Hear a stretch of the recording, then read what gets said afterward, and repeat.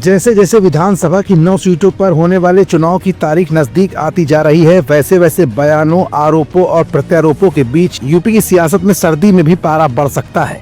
कभी x post पर अखिलेश योगी आदित्यनाथ की सरकार पर बरस रहे हैं, तो कभी पोस्टर वार के जरिए उत्तर प्रदेश सरकार को आने वाले 2027 के विधानसभा चुनाव की दस्तक और दहशत दोनों ही दिखाई जा रही है। कहीं 27 से सत्ताधीश तो कहीं बुलडोजर नीति पर सुप्रीम कोर्ट के फैसले के आने के बाद योगी सरकार को पूरा विपक्ष घेरे में ले रहा है।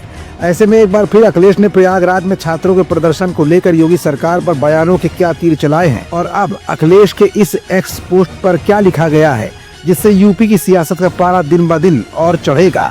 और अखिलेश के इस पोस्ट में अखिलेश ने योगी सरकार को अंकगणित का कौन सा लेसन पढ़ाने की कोशिश की है, और अखिलेश के इस पोस्ट के जवाब में अब योगी आदित्यनाथ का अगला प्लान विपक्ष के लिए क्या होगा। ये कुछ ऐसे सवाल है जिनका जवाब आज की इस रिपोर्ट में हम आपको दिखाएंगे भी और बताएंगे भी। दरअसल उत्तर प्रदेश के प्रयागराज में छात्रों के प्रदर्शन के बाद यूपीपीएससी ने अपना विवादित फैसला वापस ले लिया है। यूपीपीएससी ने कहा है कि योगी आदित्यनाथ के निर्देश पर छात्रों के हितों को ध्यान में रखते हुए ये फैसला लिया गया है। अब पीसीएस प्री की परीक्षा 2 दिन की बजाय पहले की ही तरह 1 दिन में होगी। यूपीपीएससी के फैसले के बाद सपा मुखिया अखिलेश यादव ने भाजपा सरकार पर तंज कसा। अखिलेश ने कहा कि भाजपा को चुनावी गणित समझ आया तो वो पीछे हटी, लेकिन अब उसका घमंड बीच में आ गया है। एक्स पर पोस्ट करते हुए अखिलेश यादव ने कहा कि भाजपा सरकार को चुनावी गणित समझ आते ही जब अपनी हार सामने दिखाई दी तो वो पीछे तो हटी, लेकिन उसका घमंड बीच में आ गया है, इसीलिए वो आधी मांग ही मान रही है। अभ्यर्थियों की जीत होगी, ये आज के समझदार युवा हैं, सरकार इन्हें झुंझुना नहीं पकड़ा सकती। अखिलेश ने आगे कहा कि जब एक परीक्षा हो सकती है तो दूसरी क्यों नहीं। चुनाव में हार ही भाजपा का असली इलाज है, जब भाजपा जाएगी तब नौकरी आएगी। इससे पहले अखिलेश ने भाजपा सरकार को चुनावी गणित समझाते हुए पोस्ट किया था।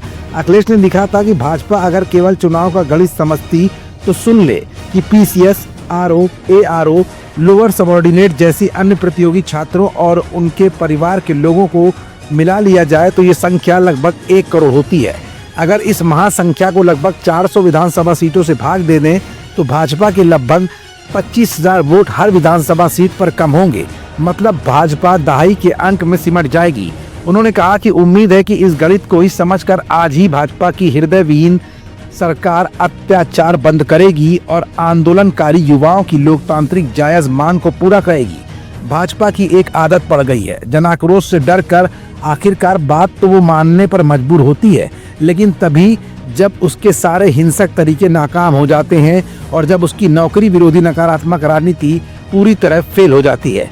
भाजपा हमेशा के लिए खत्म होने वाली है। बुलडोजर नीति के खिलाफ योगी सरकार को सुप्रीम कोर्ट से नसीहत मिलने के बाद अखिलेश, या यूं कहें कि पूरा संपूर्ण विपक्ष योगी सरकार पर हमलावर दिख रहा है। ऐसे में अखिलेश का ये पोस्ट छात्रों को अपने समर्थन में लेने के लिए ही काफी है। अब देखना ये होगा कि विधानसभा चुनाव की 9 सीटों पर होने वाले उपचुनाव में अखिलेश के इन पोस्ट और पोस्टर वार का क्या फायदा समाजवादी पार्टी या यूं कहें कि इंडिया गठबंधन को मिल पाएगा। ये भी बहुत जल्द ही यानी 20 नवंबर को होने वाले विधानसभा उपचुनाव के बाद पता ही चल जाएगा।